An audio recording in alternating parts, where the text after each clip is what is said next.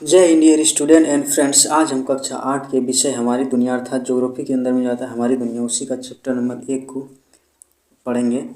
तो आइए हम इसको स्टार्ट करते हैं। जो हमारा तो यहाँ पे आप देख सकते हैं हमारा 1 नंबर का चैप्टर क्या है, संसाधन। इसको अंग्रेजी में बोला जाता है रिसोर्स। क्या बोला जाता है? रिसोर्स। तो इसी को हम पढ़ेंगे, इसका अभ्यास प्रश्न भी करेंगे। देखिए संसाधन किसे बोला जाता है। देखिए संसाधन का तात्पर्य होता है पृथ्वी पर पाए जाने वाले वो सभी तत्व, वो सभी वस्तुएं जो मानव के काम में उपयोग आता है, वो सभी क्या है? संसाधन है। क्या है? वो सभी संसाधन है। ठीक। जैसे हम सुबह से जगते हैं, अगर जितना भी काम करते हैं, जो भी चीज़ का हम उपयोग करते हैं वो सब संसाधन है। खाते हैं वो संसाधन है। अगर पानी पीते हैं वो भी एक संसाधन है।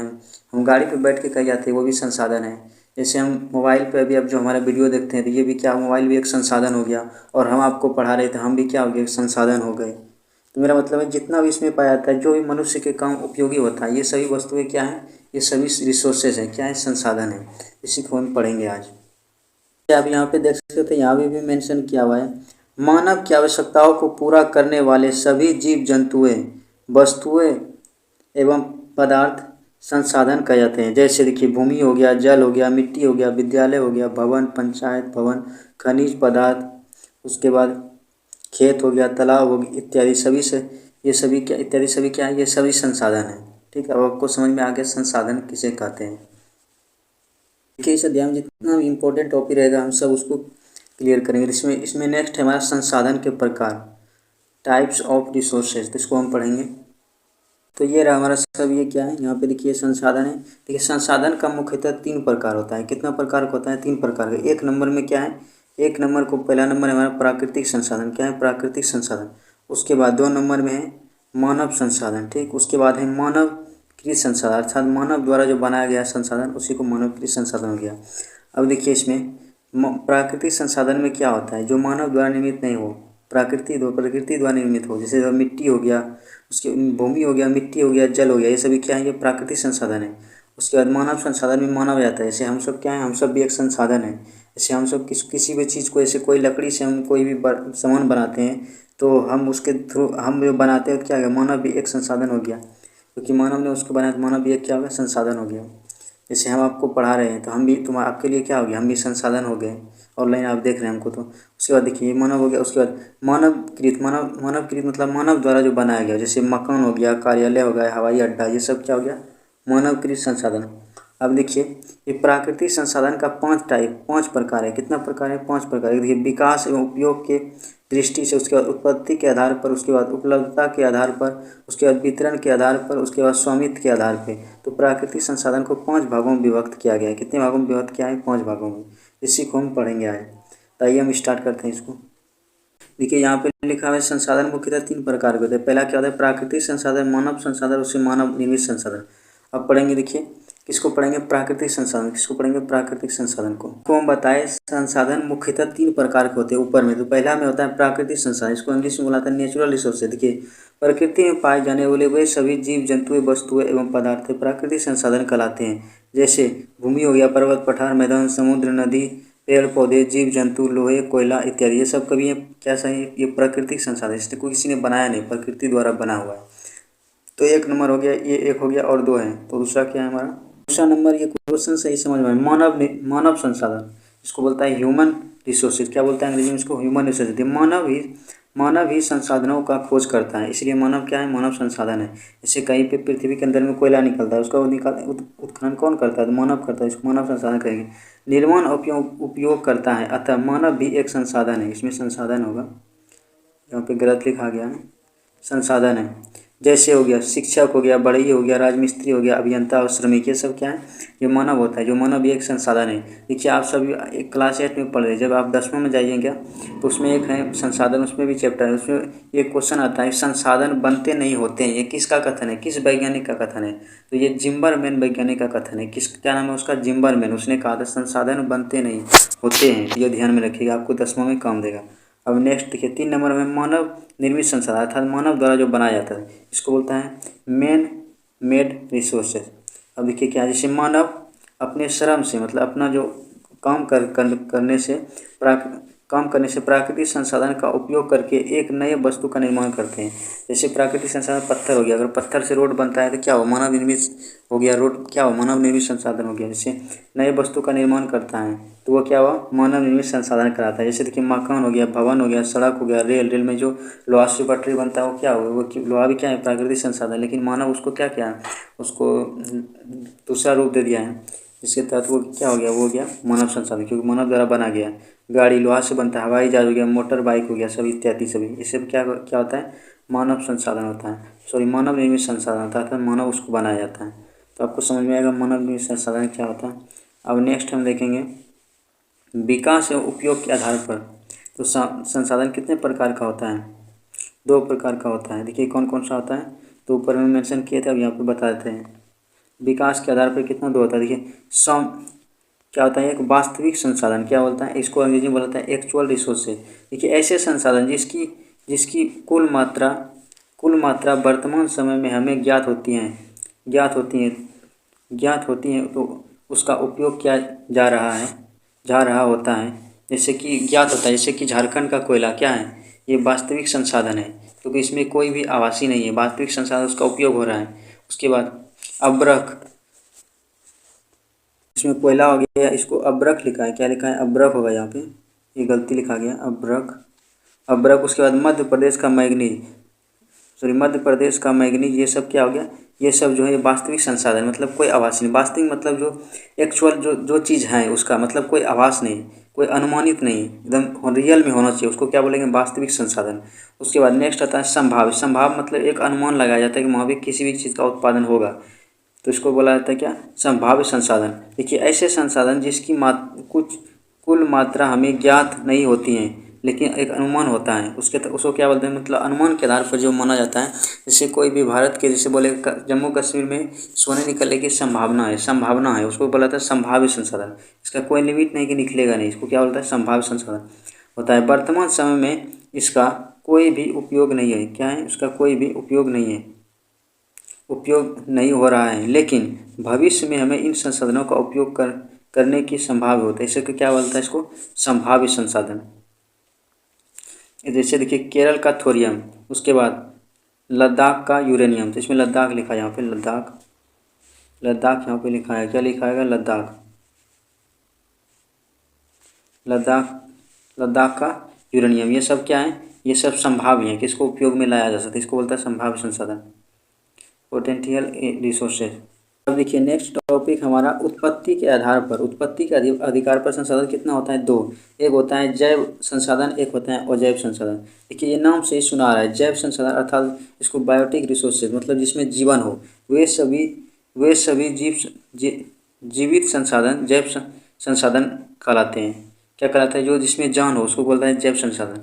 जैसे पेड़ पौधा, जंगल, उसके बाद जीव जंतु इत्यादि क्या है, ये सभी क्या है, जैव संसाधन, मतलब जिसमें जीवन हो उसको बोला जाता है जैव संसाधन। अब उसके बाद एक आता है अजैव संसाधन, इसको बोलता है एबायोटिक रिसोर्सेज। देखिए सभी निर्जीव वस्तु जिसमें जीवन ना हो उसे अजैव संसाधन कहलाता है। जैसे हो गया भूमि हो गया, उसके बाद पानी हो गया, नदी हो गया, पहाड़ हो गया, उसके बाद तालाब हो गया, कोयला हो गया, ये सब क्या है, अजैव संसाधन, इसमें जैव नहीं है। अब देखिए नेक्स्ट टाइम उपलब्धता के आधार पर संसाधन 2 प्रकार का होता है। एक होता है कौन सा, रिन्यूएबल रिसोर्सेज, मतलब जिसका पुनः उपयोग हो, मतलब पुनः उसको प्राप्त किया जा सकता है, उसको बोलता है रिन्यूएबल रिसोर्सेज, अर्थात नवीकरणीय संसाधन। क्या बोलता है उसको, नवीकरणीय संसाधन। तो इसी को हम देखते हैं क्या है। देखिए वैसे प्राकृतिक संसाधन जिसका पूर्ति पुनः प्राकृतिक रूप से होती रहती है, उसे क्या होती रहती हैं, ये समाप्त नहीं होते हैं। क्या होता है, ये समाप्त नहीं होते हैं, इसको क्या बोला जाता है, इसको बोलता है नवीकरणीय संसाधन, मतलब नया फिर से आ सकता है। जैसे सूर्य की किरणें, उसके बाद पवन, सौर ऊर्जा जब सोलर प्लेट चार्ज करते हैं उसका देखिए क्या होता है, सौर ऊर्जा खत्म होने के बाद पुनः वो चार्ज होके आ जाता है, उसको क्या बोलता है, उसको बोलता है नवीकरणीय। जैसे पवन हो गया, उसके बाद जल हो गया, उसके बाद वन हो गया, इसको क्या बोलता है, नवीकरणीय संसाधन। अब आपको समझ गया नवीकरणीय संसाधन क्या है, जिसका पूर्ति पुनः हो सकता है, उसको बोलता है नवीकरणीय संसाधन। जैसे कोयला एक बार अगर जल जाएगा तो पुनः उपयोग में नहीं आएगा, तो उसको बोलेंगे अनवीकरणीय संसाधन। जिसका एक बार उपयोग करने के बाद पुनः उसको उपयोग नहीं किया जा सकता, उसको बोलता है अनवीकरणीय संसाधन। इसको बोलता है नॉन रिन्यूएबल रिसोर्सेज। तो इसको ध्यान में रखिएगा। देखिए ऐसे संसाधन जिसका भंडारण सीमित हो तथा एक बार उपयोग होने के बाद उसकी पुनः पूर्ति में हजारों लाखों वर्ष लग जाते हैं। ऐसे संसाधनों को क्या बोलाता है? और नवीकरणीय संसाधन। जैसे कोयला हो गया, कोयला बनने में बहुत दिन लगता है। जैसे पेट्रोलियम हो गया, इसको बनने में बहुत दिन लगता है। उसके बाद क्या हो गया? उसके बाद लोहा, इसमें क्या हो गया? यहाँ पे लोहा होगा, लोहा इत्यादि, इसको बनने में बहुत दिन लग जाता है। तो ये सब क्या हो गया? ये हो गया रिन्यूएबल रिसोर्सेज, मतलब अनवीकरणीय संसाधन। अब देखिए नेक्स्ट है वितरण के आधार पर। वितरण के आधार पर कितना प्रकार के संसाधन होता है? दो प्रकार का होता है। एक होता है सर्वत्र उपलब्ध संसाधन, इसको बोलता है बाइक्यूटियस रिसोर्सेज। ऐसे संसाधन जो सभी जगह जगह पाए जाते हैं, जैसे मिट्टी, पवन, सूर्य की किरणें इत्यादि। ये सभी क्या होता है? इत्यादि ये सभी क्या होता है? ये होता है सार्वत्रिक उपलब्ध, मतलब सभी जगह उपलब्ध हो, उसको क्या बोलता है?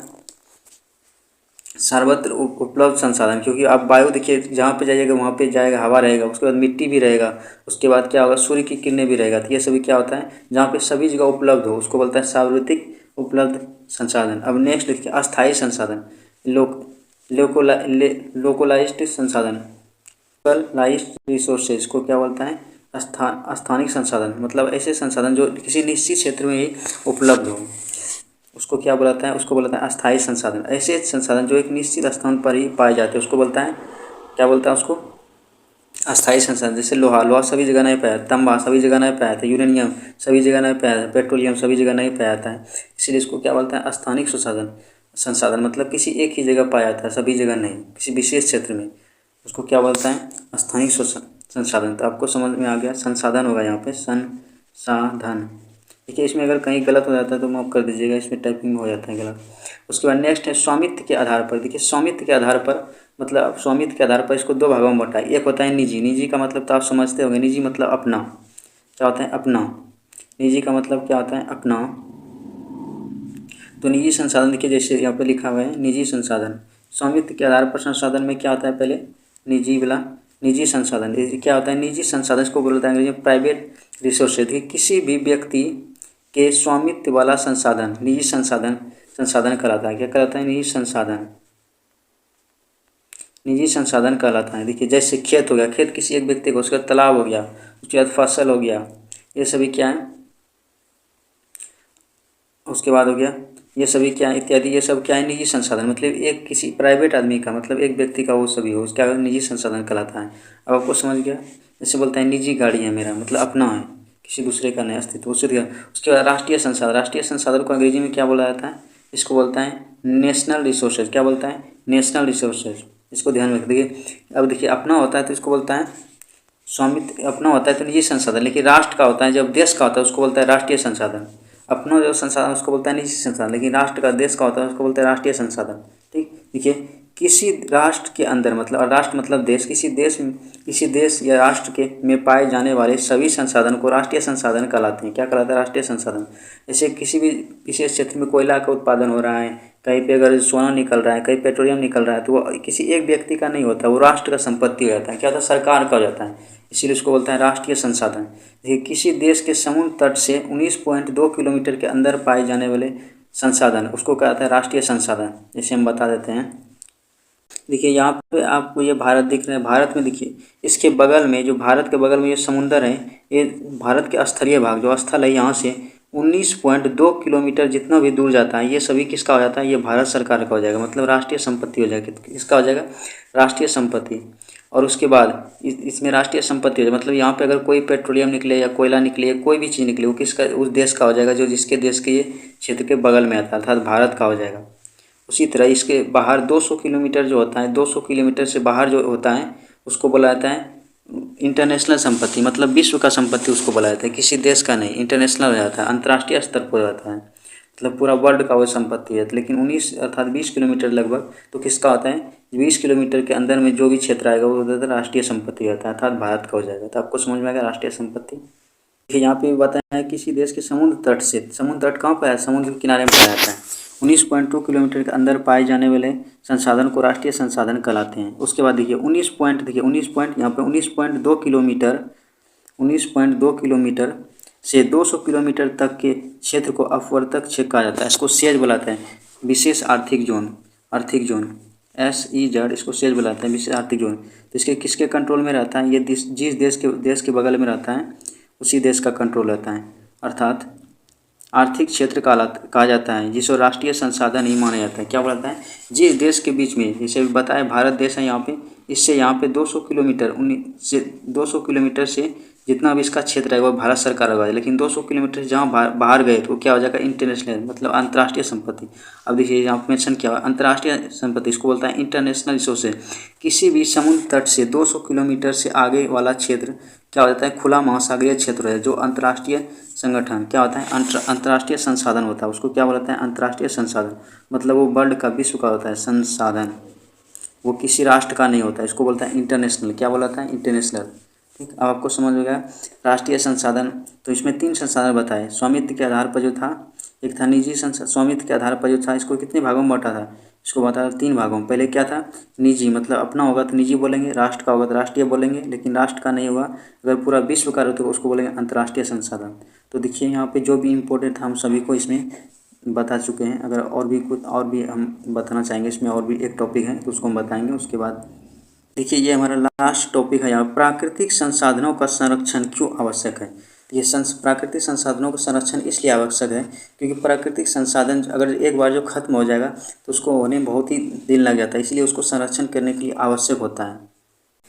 जैसे देखिए आप एग्जांपल लेके सोच लीजिए, अगर आपके घर का आमदनी अगर कितना है, अगर आपके घर का आमदनी 100 रुपया है और आप हमेशा 200 रुपया खर्चा करेंगे तो क्या हो जाएगा?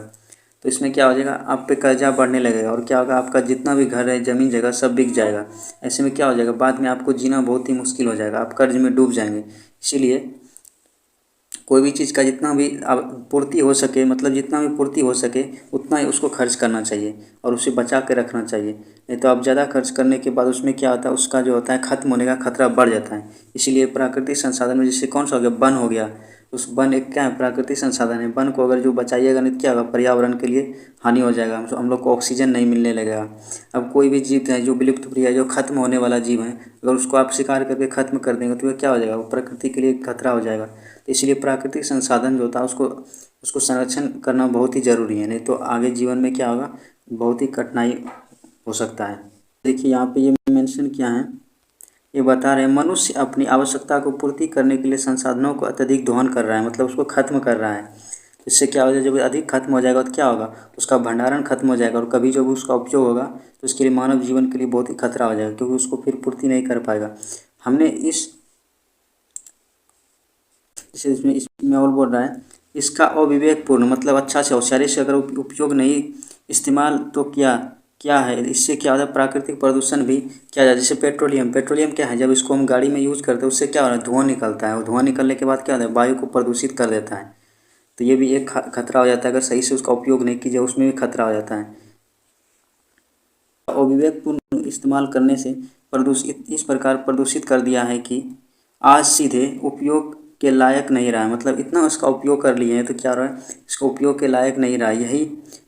यही नहीं, इनमें कई प्राकृतिक संसाधनों का इतना अधिक खनन एवं उपयोग किया है कि इसके भंडारण धीरे धीरे समाप्ति की ओर हो रहा है। भविष्य में इसके भंडारण खत्म होने लगा। जैसे कोयला क्या है? सीमित भंडार है, अगर ये खत्म हो जाएगा तो फिर इसमें होने में बहुत ही दिन लग जाएगा और मानव जनजीवन पूरा खतरा मरण होने लगेगा। इसीलिए संसाधन का जो होता है संरक्षण बहुत ही आवश्यक है मानव के अस्तित्व के लिए। तो हम आशा करते हैं आपको इसमें सब समझ में आ गया। इसमें कोई भी टॉपिक अगर छूट गया है तो कमेंट में ज़रूर बताएं, ताकि हम उसे फिर से अपलोड करके बता सकें आपको। वीडियो देखने के लिए धन्यवाद। इसका हम अभ्यास प्रश्न करा देंगे दूसरे वीडियो में।